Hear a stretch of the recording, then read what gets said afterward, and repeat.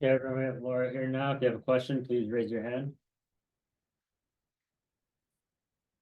Charles, go ahead. Hey Laura, thanks for taking the time. Just your initial thoughts on this one. Yeah, I thought in the first half, it looked really lethargic, really reactive. We couldn't really get into the game. We had that one early chance from Maddie. But aside from that, it was pretty one-way traffic in that first half. Second half, I thought we came out, we looked a little bit better. We had a little bit of momentum. We had that chance right when the subs came on. Um, and then their goal comes at a really tough time for us. Um, yeah, and then we just couldn't claw our way back into the game. We lacked a little bit of quality, and we didn't win first and second ball and do all those little basic things that you got to do to win games in this league. And just, we were talking to Phoebes earlier, and she mentioned despite things not going so well, it was tied for a while.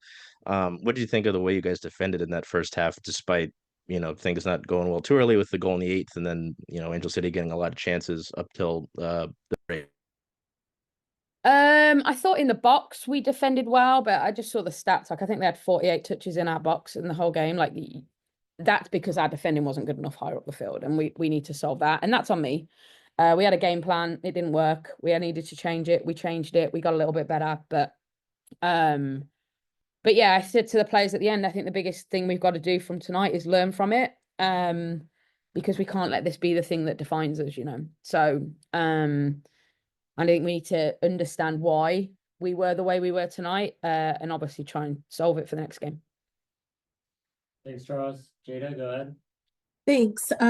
Laura, you had said that you wanted to use these three matches to evaluate. I know this is very fast after the game, but what are you kind of getting as far as early assessments then when you take the three games? Yeah, I think the biggest thing that jumps out is we need to get our players healthy. I think, we're missing a lot of experience right now, which I'm not saying that would have been a difference in the game tonight, but I think we lacked a little bit of experience tonight. And in, really tough games, which tonight was, that experience can be the difference between you coming out of here with a point or more or nothing. So I think that's number one. I think secondly, we've had some today wasn't, a throw it in the box. It was atrocious the whole game. There were some good moments in it, but we have to learn from tonight, the way that we've learned from the first two games. But obviously when you don't get a result, it's a bit of a different emotion around that.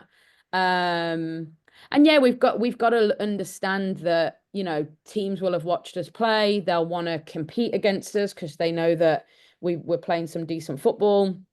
And knowing that, you've got to rise to that challenge. And I don't think we did that tonight, but that's a one-off. We did that in the first two games. So it's just mainly for me, it's about solving why we were the way we were tonight, and keep the good from it, and understand the little things that we didn't do well and how we can make that better. But obviously a promising start to the year.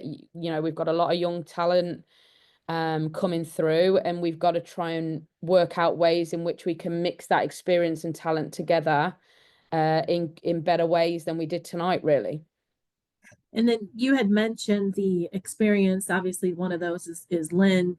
Is there any concern as far as her not being able to play yet, or what's the, I guess, the long term picture with her? When will they see her as her debut?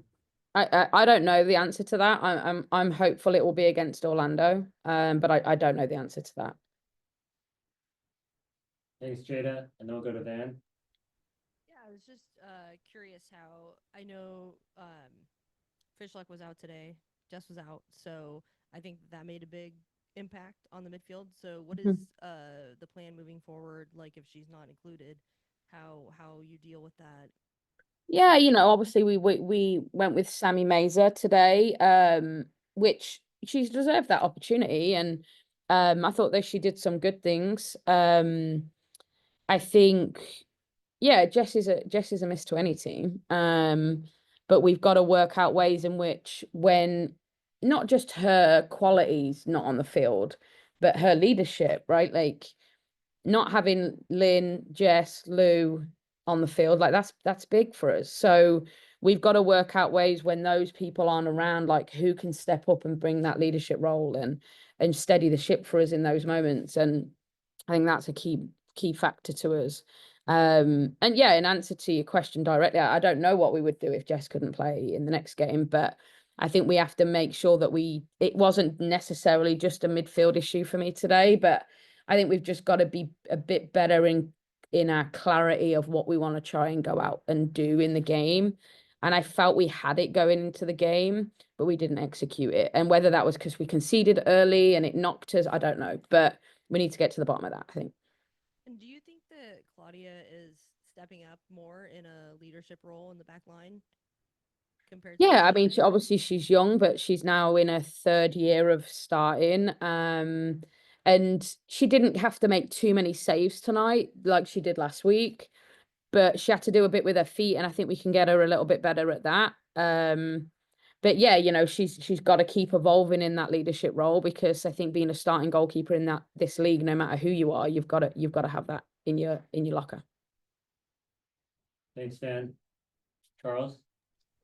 I know you've had some success with bringing on Coco and Emery in games late. What have you liked from what they've been able to give you in that? I know obviously it sticks out maybe a little bit more in the Gotham match to begin the year, but it seemed like they were able to create a bit when they came on in this one as well. So what have you liked just from seeing them come off the bench for you so far this season? Yeah, they just give a different dynamic, you know. I think Coco is technically gifted, strong, powerful, can hold the ball up, can create things in and around the 18-yard box.